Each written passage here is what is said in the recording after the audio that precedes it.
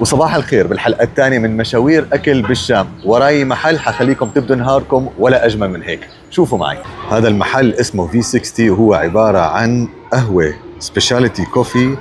هيك شوفوا شو لطيف، قاعدة برا. جربت القهوة عندهم من قبل، وأحلى شيء عندهم إنه كلياتهم هون طلاب جامعة بيشتغلوا.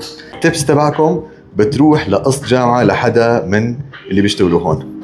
عندهم كثير من أنواع القهوة السخنة والباردة، وعن تجربة كثير طيبين. لا تقارنوا بأي قهوة انتو شربانينها برا، هي القهوة على الستايل تبعهم.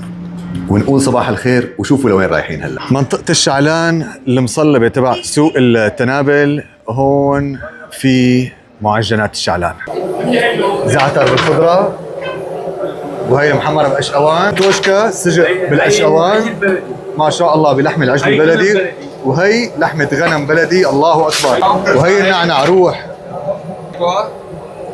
هي كنت ناوي اني لفها اعملها سندويشه، بس المي تبع الجبنه وزيت الزيتون عم تسبح سباحه. هي العجينه من برا بتاخذ العقل. بسم الله. هي بتجنن، هي بتجنن.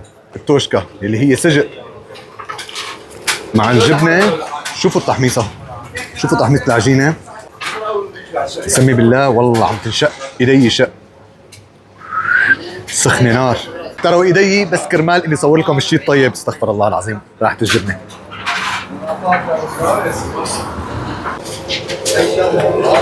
هذا المحل والله بدون مجاملة اكلنا كثير عن فطاير كلهم طيبين.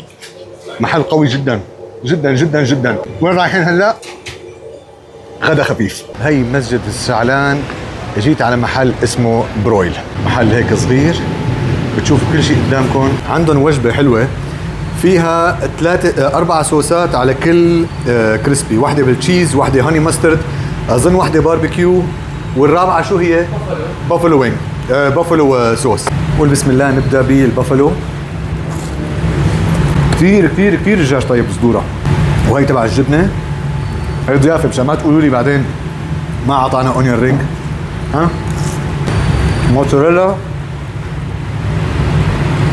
خلينا نشوف هلا وين رايحين نتحلى.